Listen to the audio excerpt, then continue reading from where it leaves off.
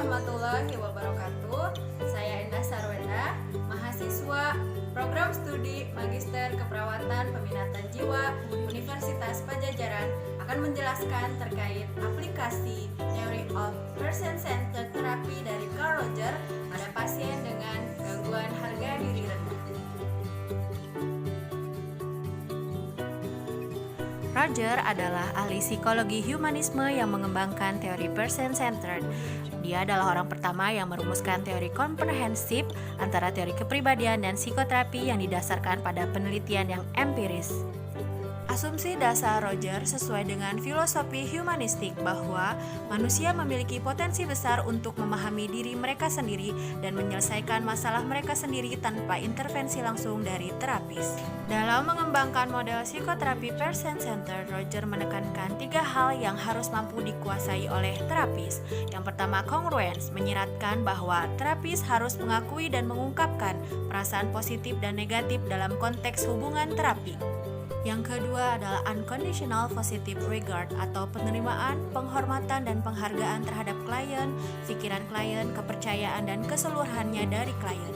Rogers meyakini jika terapis dapat menerima klien sepenuhnya, maka klien dapat mengeksplorasi siapa mereka sebenarnya dan apa yang mereka inginkan. Dan yang ketiga adalah accurate empathy atau kemampuan memperhatikan, memahami, dan mencerminkan perasaan dari klien. Saat ini saya akan menjelaskan terkait aplikasi dari teori person-centered Carl Rogers pada pasien dengan harga diri rendah.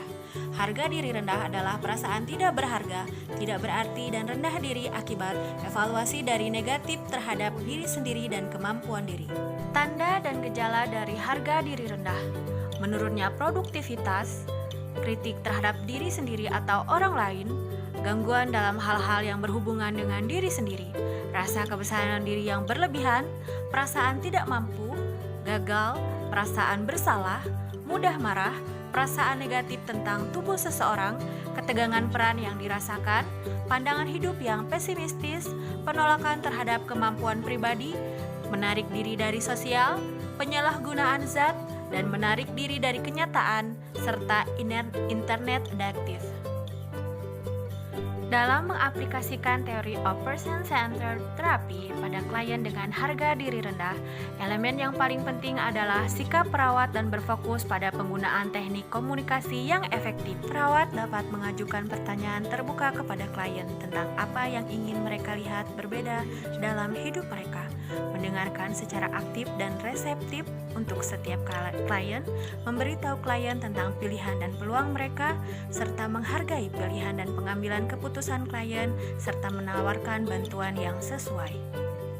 Terdapat 5 prinsip dasar yang dapat digunakan oleh perawat dengan pendekatan person-centered therapy. Yang pertama, ekspresikan empati melalui mendengarkan secara reflektif.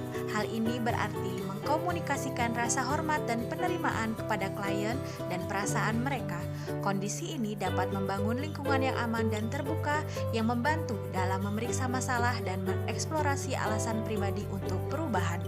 Yang kedua, pahami motivasi klien. Tanyakan kepada klien apa yang ingin mereka ubah dan bagaimana mereka melakukannya. Yang ketiga, identifikasi perbedaan antara tujuan atau nilai klien dan perilaku saat ini. Fokuskan perhatian klien pada bagaimana perilaku saat ini berbeda dari perilaku yang diinginkan atau ideal klien. Yang keempat, hindari mencoba memperbaikinya, memberitahu klien apa yang harus dilakukan atau berusaha meyakinkan klien bahwa ada masalah atau bahwa perubahan diperlukan dapat menyebabkan klien menjadi defensif atau resisten. Yang terakhir, mendukung self-efficacy. Hal ini mengharuskan perawat untuk mengenali kekuatan klien dan membawanya ke garis terdepan dalam penanganan bila memungkinkan. Perawat mendukung harapan, optimisme, dan kelayakan mencapai perubahan pada klien. Demikian yang dapat saya sampaikan. Wassalamualaikum warahmatullahi wabarakatuh.